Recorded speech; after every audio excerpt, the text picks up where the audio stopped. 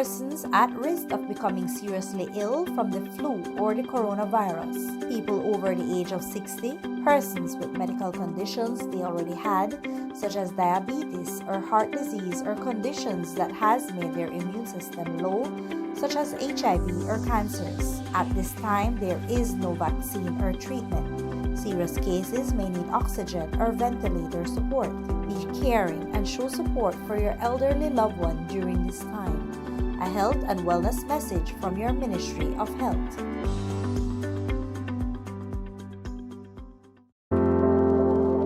I chose Galen because of its strong reputation, great scholarships. I came because I can take all my classes online.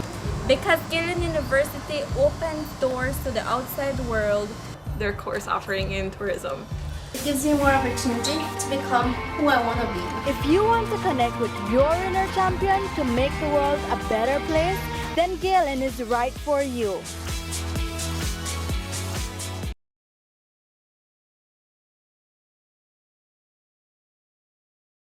I choose Happy Cow cheese because of its perfect portion sizes, and I can travel with it. Because it's nice and soft and creamy, and it goes smooth on your bread. I choose Happy Cow cheese because I eat it with my beans.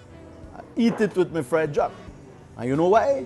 Because it's nice. Most of all, when you're on plane, you know they only give you some crackers, and you could just take one out and enjoy it with Happy Cow cheese. I'm Miss Baker, and I choose Happy Cow cheese because it goes well with all the stuff I bake. Happy Cow cheese. Look for it in a store near you. Distributed in Belize exclusively by Emilio Ahmad and Sons Limited. Did you know that your Sagicor advisor can help you plan how to make your golden years your best years? Call a Sagicor agent today. I had a really good time tonight. So did I.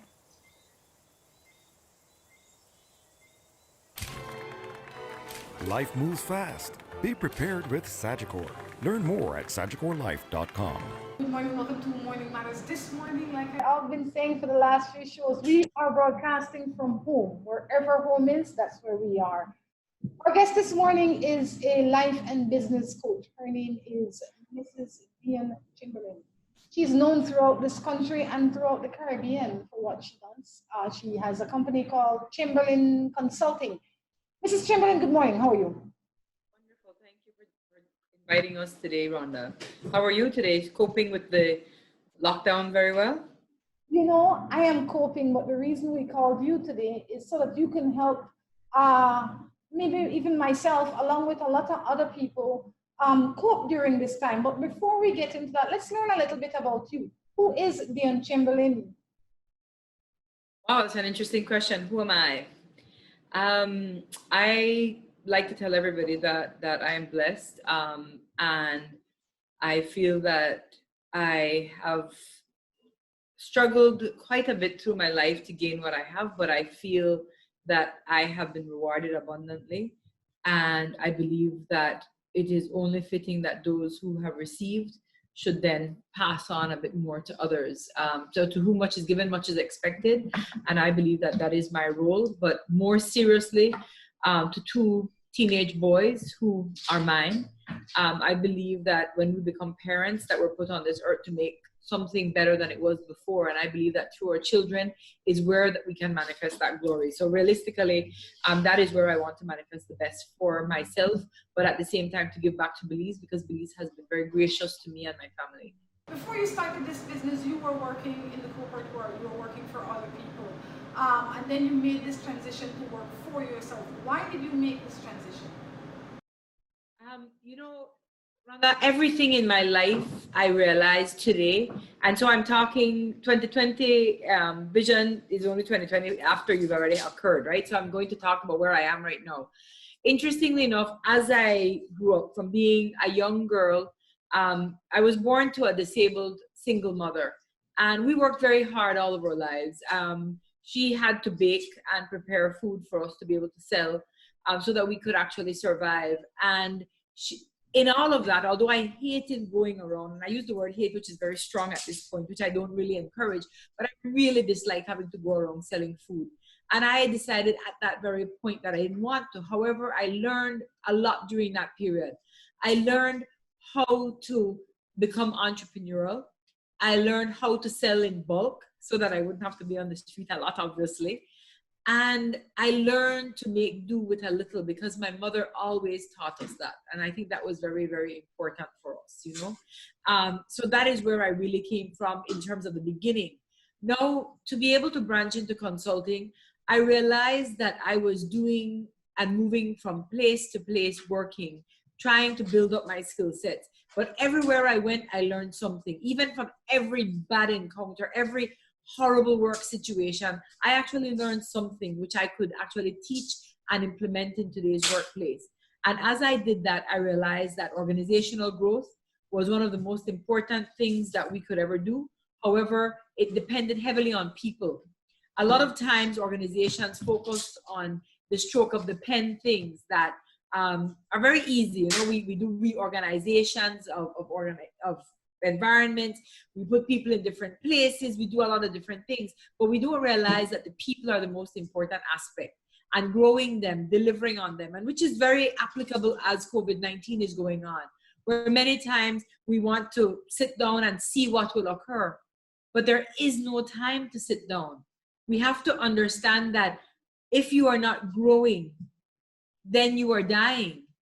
And so although we may want to sit down and be in lockdown and just wait and see what will occur, it is not the time for that. This is the time for us to recalibrate, reevaluate all that we've been doing. Did it work? Did it not work? And then move forward. And that's when I realized that being a consultant was very important, because we're really the ones who tell the truth. The brutal truth sometimes. A lot of people in organizations, we become so friendly with each other and we become so accustomed to each other. We don't want to be honest. We want to say what makes us popular. And popularity has its place, but it doesn't have its place in growth and movement and delivering responsibly and being flexible and being authentic. And it doesn't have any place in where we're saying we have high regard for people if we don't really want to see them grow and become better. You say all of that, and that comes with a lot of comfort and confidence. I can feel that coming out of you. But I would imagine that you were not always sitting in that position. There must have been a time in your life when you were sitting in a position that a lot of people are sitting now. They're uncomfortable, they're unsure, they don't have that great self-awareness. So let's start a little bit back. How did you develop this? Let's start with your self-awareness, because you had to be very self-aware to say, hey, you know what, you say this bread here, I'm not really into all of this, but I have to do it to put bread on my table. You know, and I really want to go out there every day, but if I don't do this, I won't get to my end goal. What do you attribute your self-awareness to? Sadly, to hard knocks, which is not what you want for everybody. As a change management practitioner, when I was first starting out in the business, people said that people change or do things better because of trauma or drama. However, I believe that we don't all have to be traumatized and we don't all have to be in a state of drama for us to actually deliver better.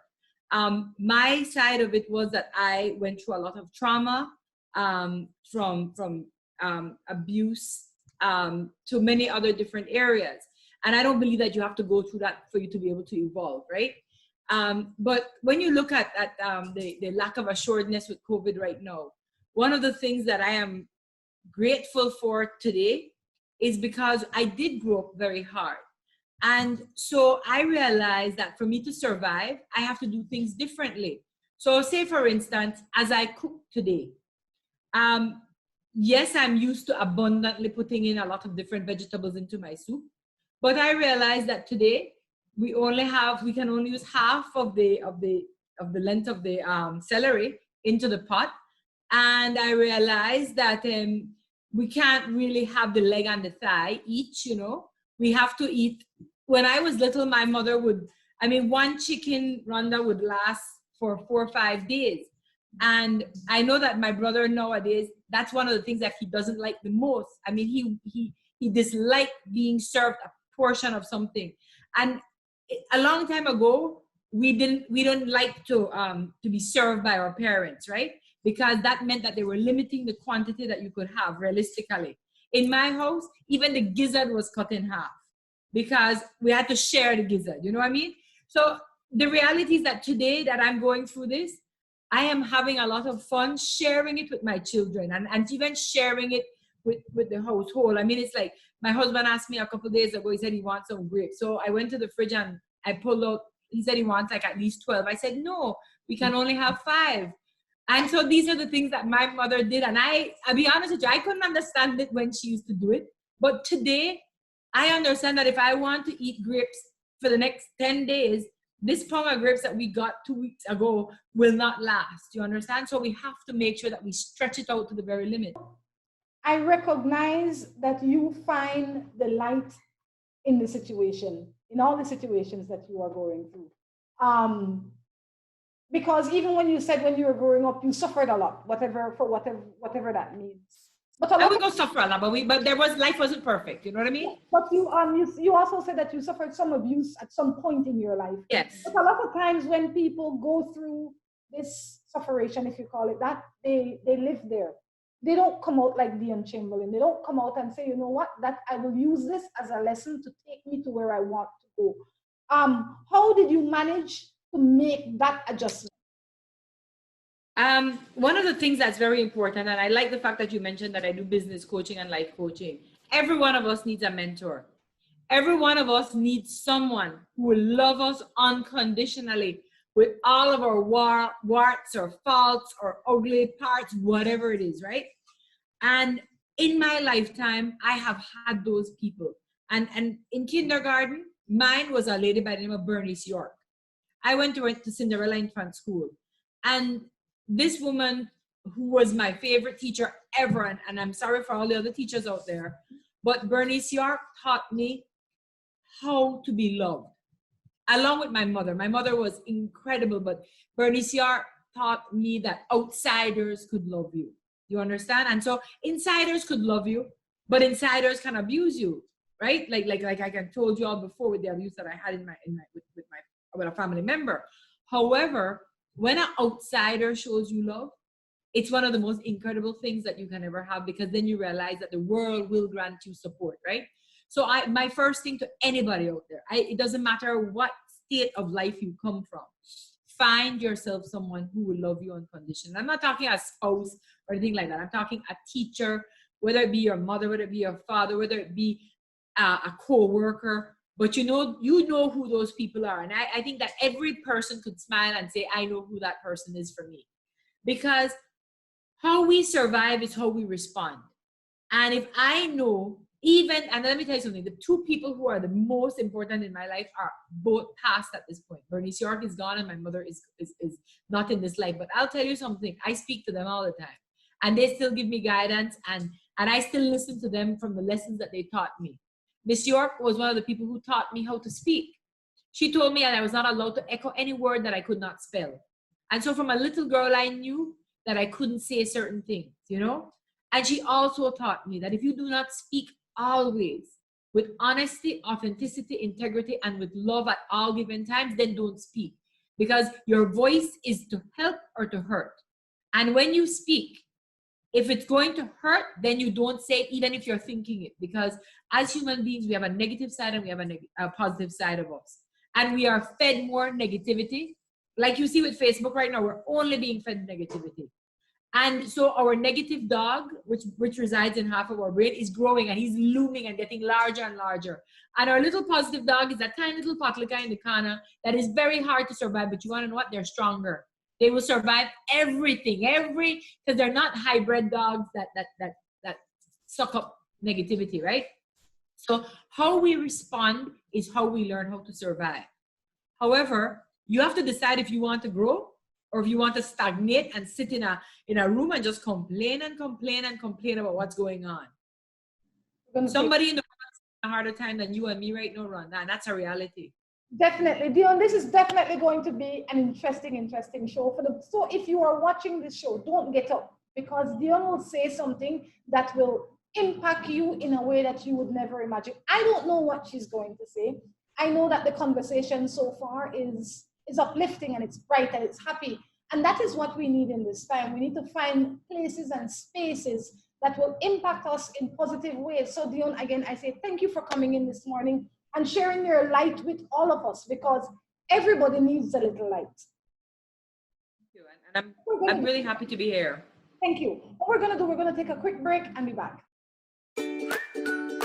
Think water. Think crystal water.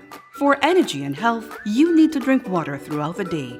Crystal water is the most consistent and best tasting water in Belize, trusted to refresh you and your family. Think water. Think crystal water. With 11 stages of purification to offer you the peace of mind you deserve, crystal water is the taste you can trust.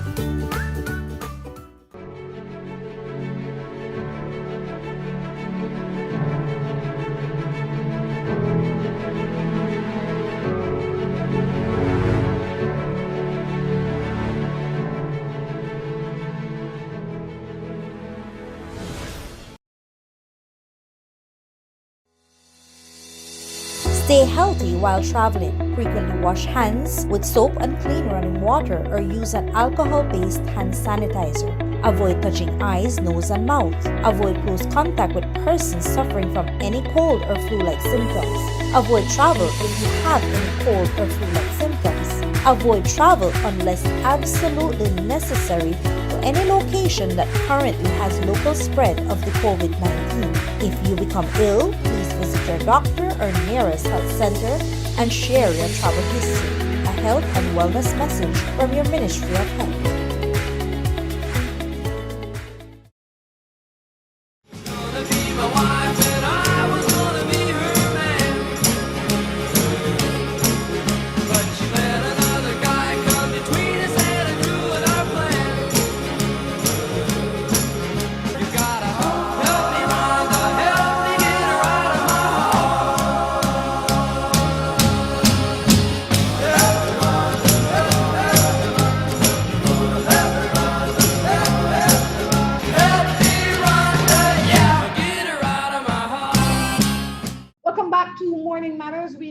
Life and business coach in with us, Dionne Chamberlain. Dionne, welcome back.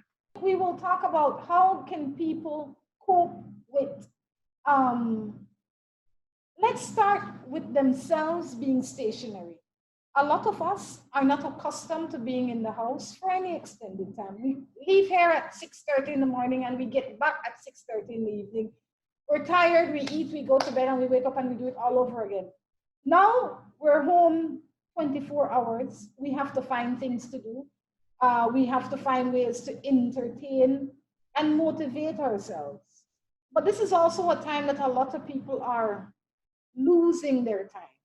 A lot of them are oversleeping, overeating, over-consuming of social media and television. You know, television is great if you're watching Morning Matters or any show that you can watch tonically. But to sit behind your television set for 12 hours or 10 hours a day, it's unhealthy.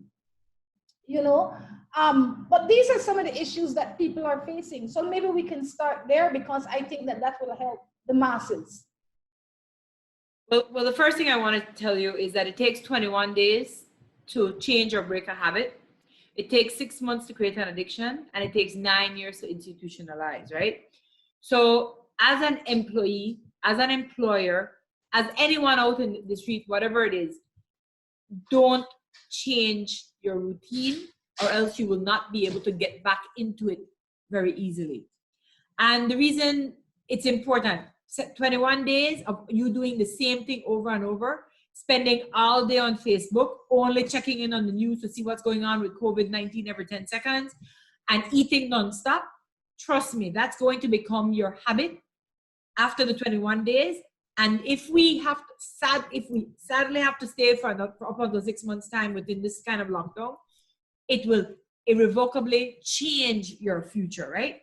So one of the things that I've found that is very important, well, we're still working. We still have clients to service, and we still have clients to engage. That doesn't mean that we have a job, okay?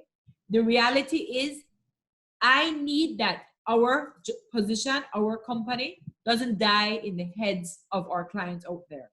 So I need to find ways to support them for free right now, so that when they have money, they will be willing to support our company in the future as well, right? So we have to realize that. We also have to realize that this is an opportunity. If you have more than that you can give to someone, that you offer that. Whether it be your time, your energy, your words, whatever it is, it's a time for us to give, right? So we have to adapt. And how exactly do you adjust into this new lifestyle? If you have a job or had a job, honestly, you can start doing research, you can reflect. Yesterday, we got notification that Harvard Business School is offering free courses that will be accredited should you want to take them. There's a lot of courses online. Your particular job at work, you could sit down and write your procedure manual to do your job properly and impress your boss when you get back.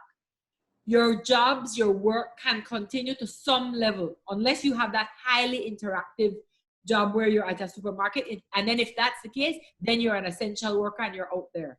The only people who are at home right now are the people who are not essential to that level of keeping things going. And there is something fundamental that you can do within your homes. You have to keep your children on track. When they go back to school, their teachers will have a hard time keeping them on track if they're just able to sleep in late, do whatever it is that they want, because when it's time to wake them up to go to school, they won't be accustomed to that and they won't be able to handle that. We have to keep their body rhythms in track, where they're eating, they're sleeping, their waking hours, their productive hours, their non-productive hours, and we have to keep them engaged and enthused. Remember, we are going to be shaping a generation, and how well we recover from this is how well we prepare now. How well we bounce back will be based on what we do right now while we're here. Somebody posted a very cute video this morning, which I found interesting, where hairdressers were out there in the grass, cutting their grass with a comb and a scissors. That's how you practice on heads if you're not going to have a head in front of you because you can't be at your hairdressing location. You have to start styling everybody's hair in your house, because the reality is that you can't lose your craft. What you do not use, you will lose in the long run. So it's very important to structure your lifestyle and structure each other's lifestyle and help each other retain the structure that they need to be able to recover from what this is.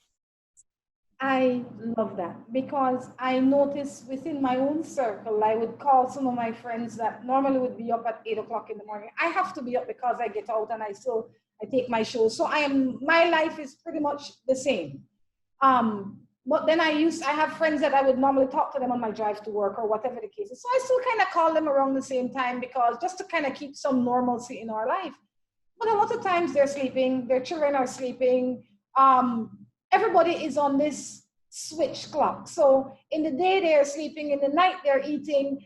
And I am glad that you said that they should keep their lives as normal as possible.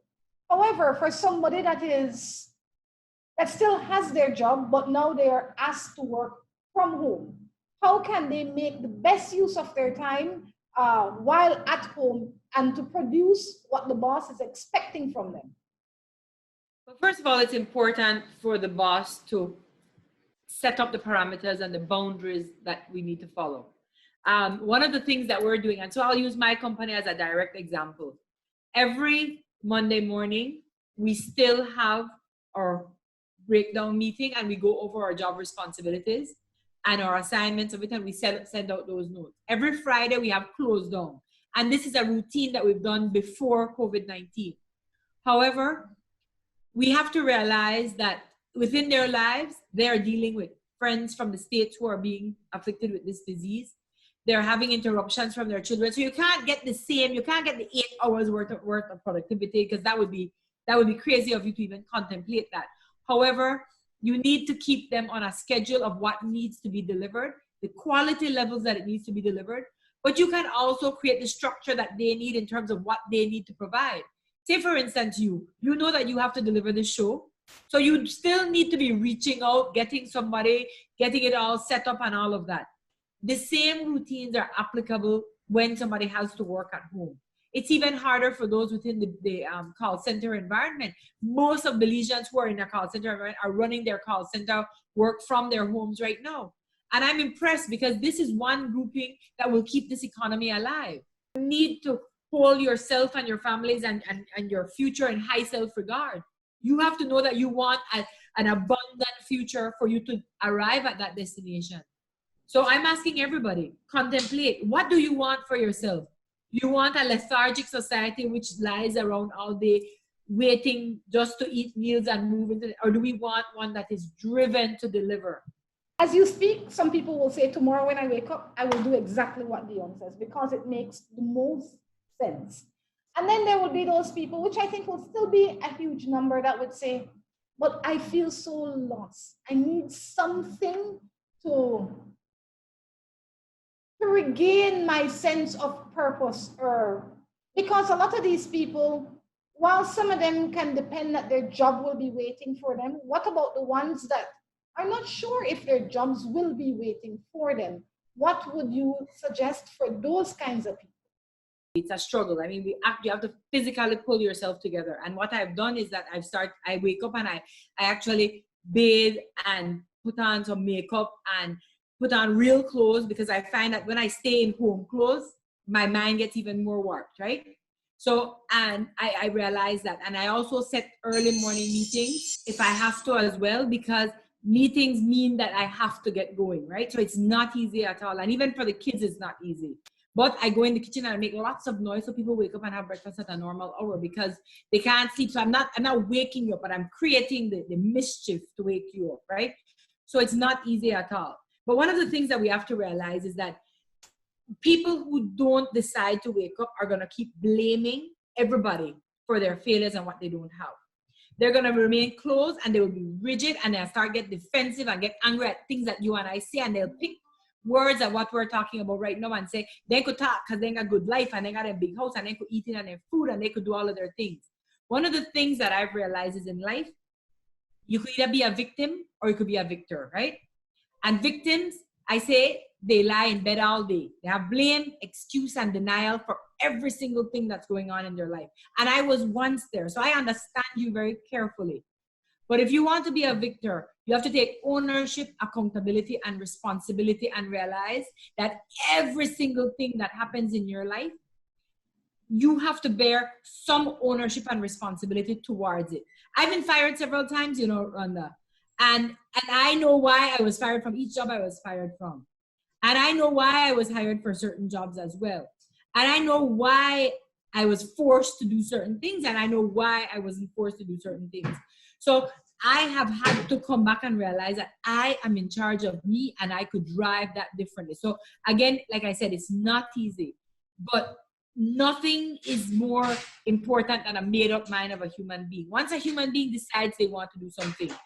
My mother told me that necessity is the mother of invention, but entrepreneurship is the father, right? Let me tell you something. You see this social distancing thing that we're doing right now? It will continue for years and years. This will become the new norm for us, because we're going to be faced with another pandemic at some point, and the new norm means that we protect ourselves from it. We will learn to do things differently. So I'm telling you, there are entrepreneurship opportunities that are coming out of this. So I realize that every one of us has to prepare for tomorrow. But prepare for your growth, your success, your delivery, because if you have recovery on your mind, you won't stay in bed lying down all day, and you won't stay on that Facebook, and you won't allow your negative dog to grow to the level that it eats over your positive dog. Because I could tell you that what is surrounding me daily can threaten to disarm me of my positivity or my optimism, and I cannot let that occur. So the first thing is, have high self-regard for yourself. You come first. Be self-full. Take care of yourself. Be responsible. Be open to criticism. Be open to new ideas. Be flexible. I love it. We're going to take a break and be back. Think water. Think crystal water. For energy and health, you need to drink water throughout the day. Crystal water is the most consistent and best tasting water in Belize, trusted to refresh you and your family. Think water. Think crystal water. With 11 stages of purification to offer you the peace of mind you deserve, crystal water is the taste you can trust.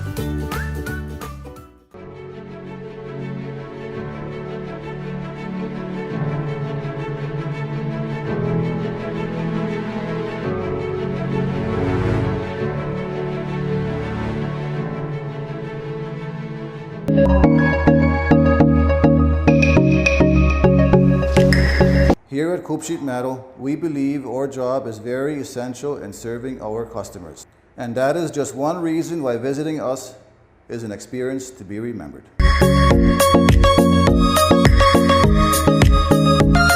Here at Coop Sheet Metal, we have a reliable fleet of trucks. We specialize in countrywide delivery of all our material.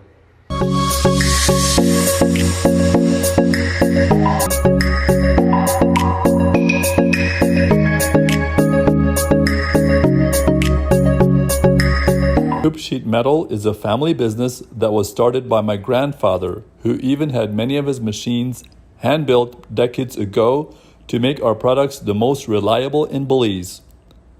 Come visit us at our new facility on Iguana Creek Road, just past the Belize River leading to Spanish Lookout. Hey, I bring your favorite for your lunch. I shared me. Alright, thanks, but I'm really hungry right now. You look frustrated. What going on? I don't know, Peter, they're far and I got a lot of bills to pay right now. I might have a solution that can help you out. Well, you must have gone directly into Jesus then, because this one, yeah, miracle. Not quite. But I know First Stop Speedy Money. Well, please tell me about that.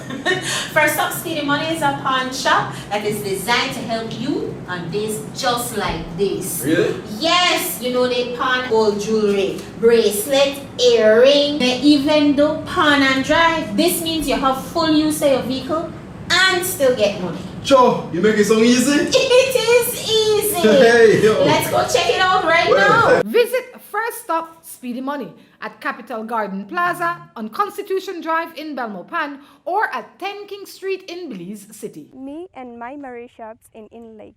Me and my Marie Sharp in Indiana. I'm in Rhonda Beach, California with my Marie Sharp.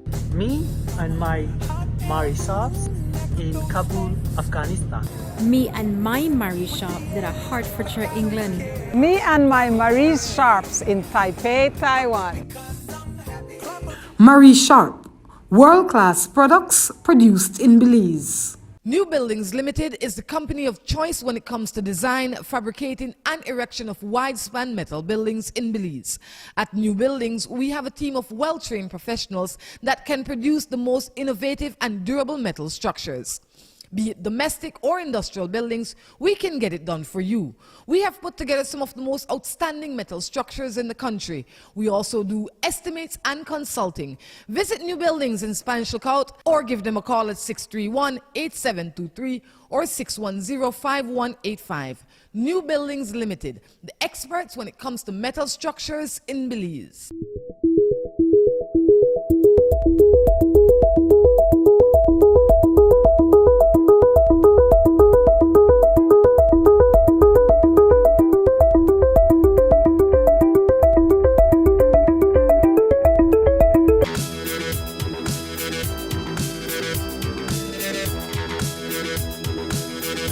Cheers to your big day. Choose Big products. They are biodegradable and available countrywide. Big, distributed exclusively by Emilio Ahmad and Sons Limited. I chose Galen because of its strong reputation, great scholarships. I came because I can take all my classes online. Because Galen University opens doors to the outside world. Their course offering in tourism. It gives you more opportunity to become who I want to be. If you want to connect with your inner champion to make the world a better place, then Galen is right for you.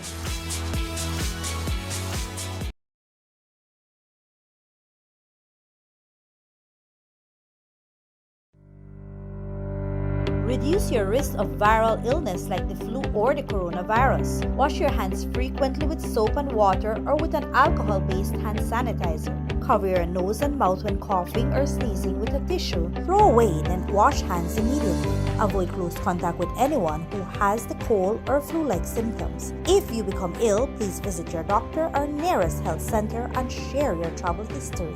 A health and wellness message from your Ministry of Health.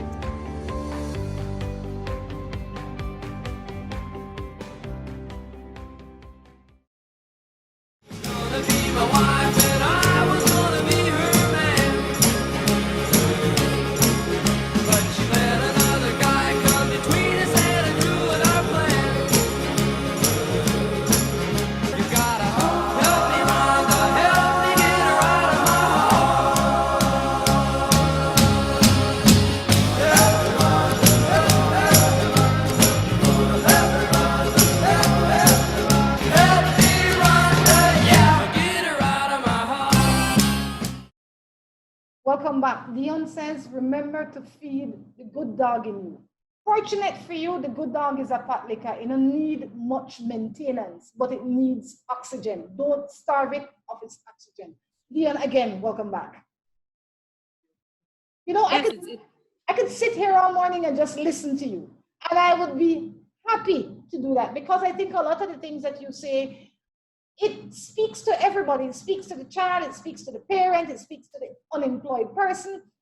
And the first thing I would like to address are the people that in the past felt that they did not qualify for a job.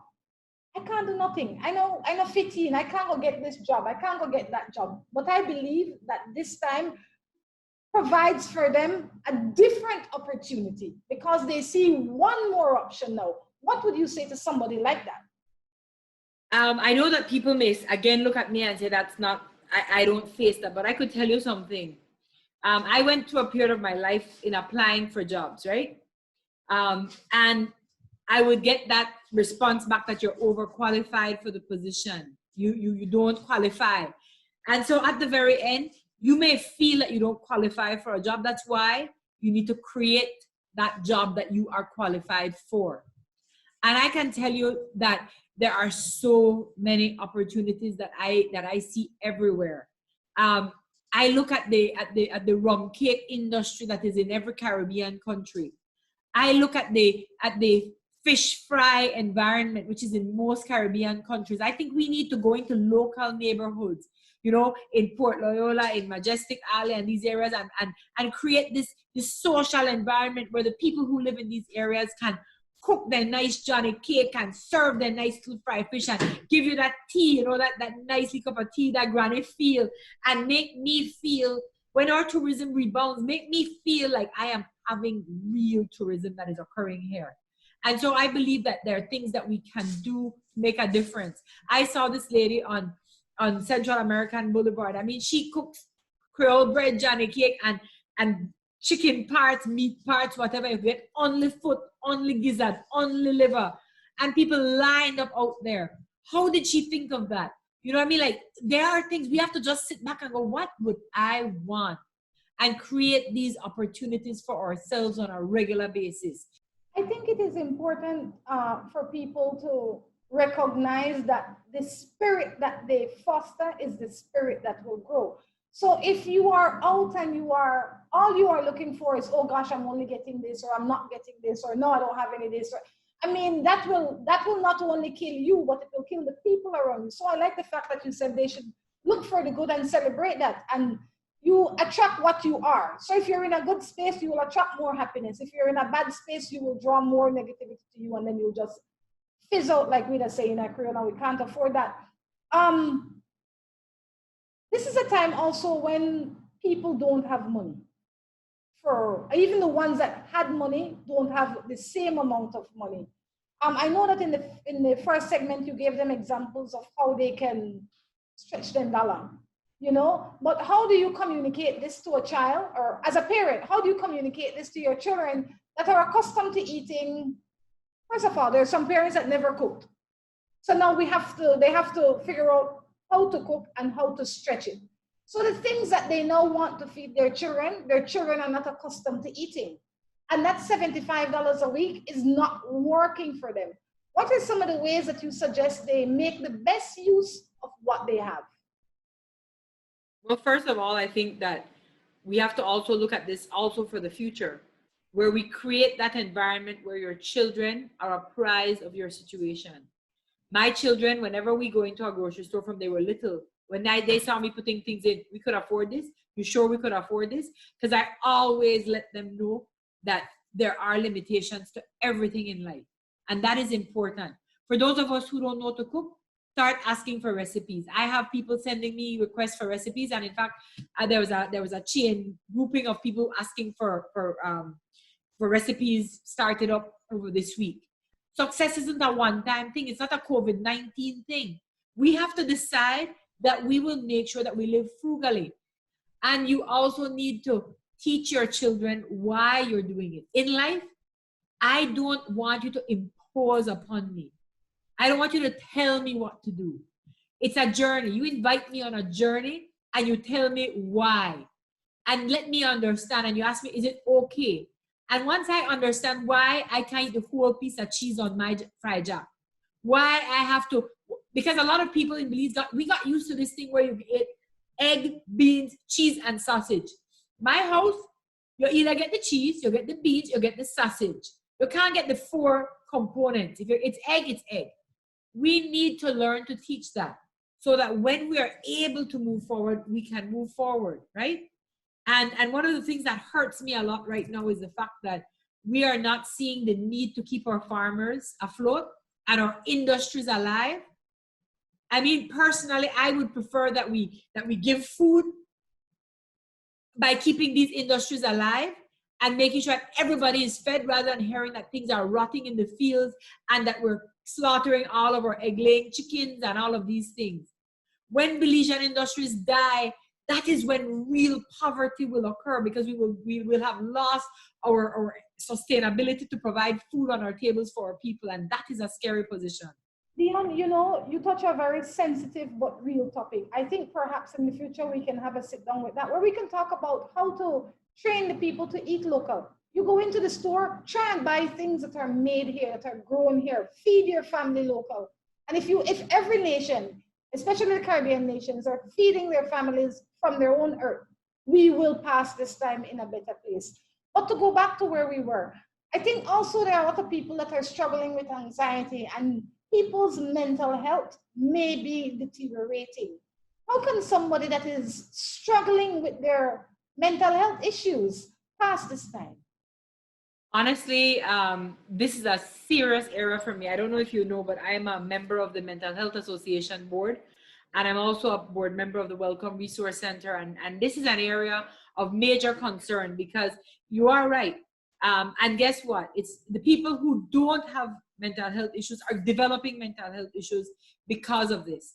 Being really honest with you, every night I go to sleep with COVID-19 on my brain, and I wake up with it on my mind, right? So that's a reality. And I have a strength of mind, and I'm feeding my positive dog daily. And I recommend, honestly, that you spend time to feed that positive dog. There are so many wonderful videos, programs, you know, there are webinars. There's so many things that you can do.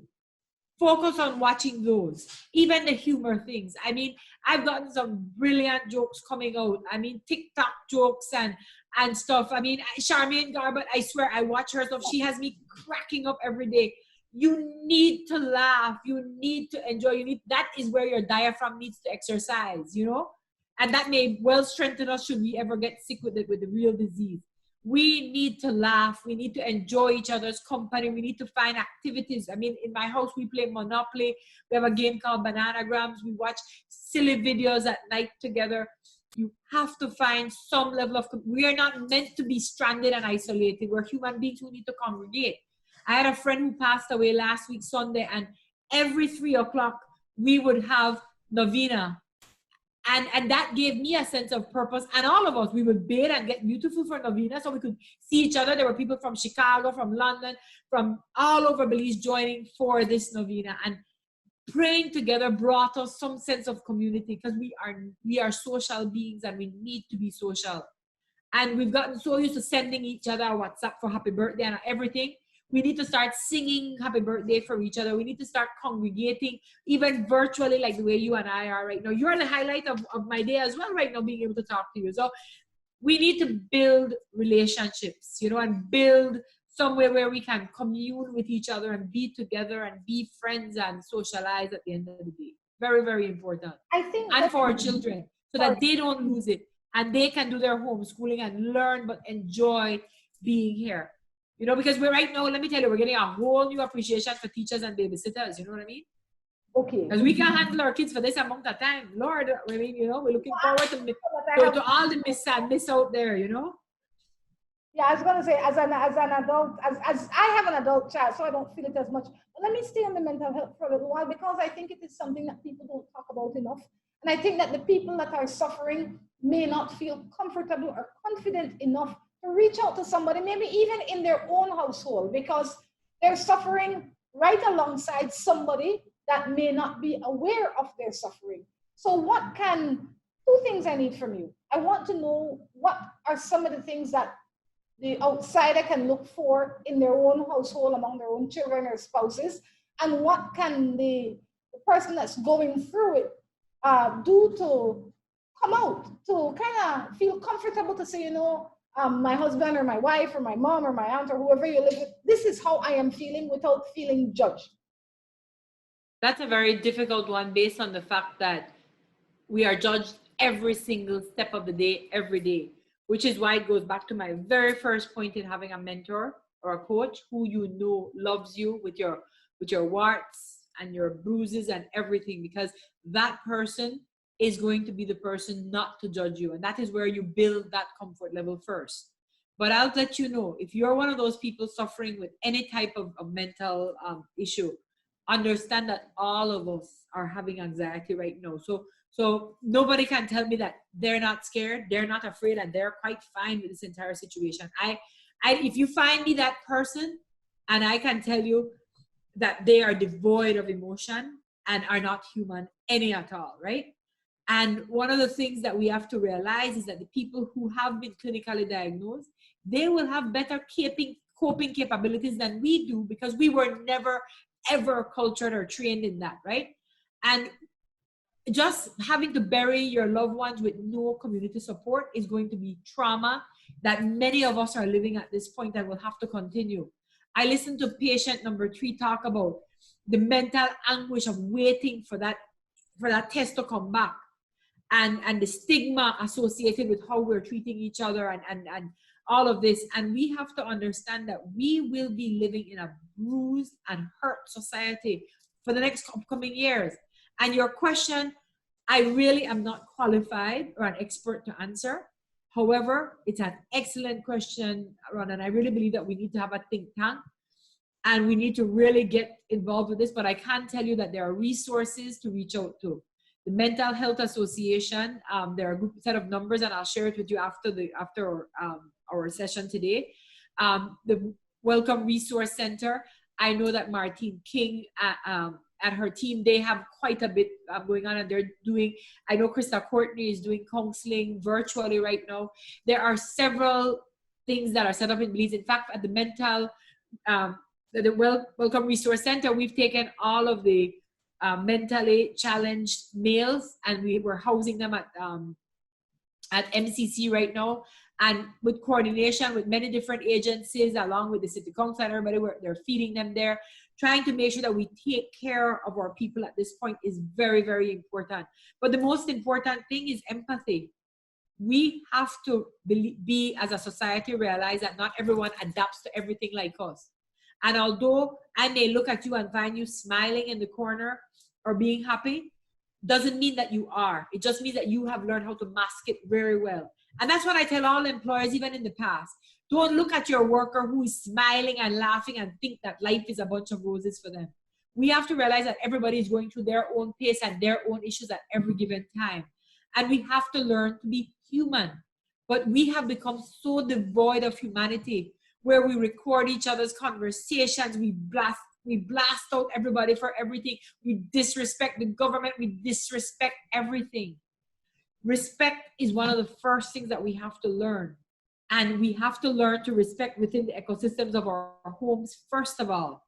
So if you are dealing with any mental issue and you're not feeling supported within your home, how can you even look outside and want and expect any level of support? We have to go back to the roots. We have to do unto others as we'd like them to do unto us. We have to go back to that fundamental commandment and realize that all of us are created equal, and that all of us have certain inalienable rights, and that all of us are meant to manifest the glory of God that is within us, and that what we put out is what will be coming back to us. And we have to realize that when we speak, our words can either help or hurt. We can help someone to grow or to die or to stagnate, and that is not what we want. We need to recover from this cloud of darkness and rise up and become what we should become, but we have to know what we want to be post-COVID. And until we know what is the goal, we will never achieve it, because we won't start taking the steps that will take us towards that. Dionne, we're running low on time, but before you go, I am sure that there are people watching this thinking, this is the kind of talk that I want, not only for myself, but for my staff, even though we're not in the same space at the same time right now. But I would imagine that you still can reach out to them. You still can deliver for them is really what I mean to say. So how can people find you to get your service? Well, first of all, we send out a motivation for Monday message every Monday morning. And once somebody would like to be on that motivation list, they can go ahead and email us at Dionne Chamberlain at chamberlainbelize.com and send me their email address, and we can then respond there. Again, like I mentioned to you, to whom much is given, much is expected, and I will respond to everybody personally and be their guide should they want to. I do not follow people because you have to be hungry. You have to want something. A lot of people express that they want, but it has to be delivered to them. You seek us and we shall deliver unto you. Seek and ye shall find, ask and it shall be given. But we will not be going out looking, because the reality is that we can only work with those who want assistance and want help, right? Dionne, I say thank you for stopping in and sharing with us this morning. Definitely you have lit up the room. I would imagine that there's a lot of things that a lot of people definitely can take away today. They don't have to do all of them in one day. Again, I say thank you. Reduce your risk of viral illness like the flu or the coronavirus. Wash your hands frequently with soap and water or with an alcohol-based hand sanitizer. Cover your nose and mouth when coughing or sneezing with a tissue. Throw away, then wash hands immediately. Avoid close contact with anyone who has the cold or flu-like symptoms. If you become ill, please visit your doctor or nearest health center and share your travel history. A health and wellness message from your Ministry of Health.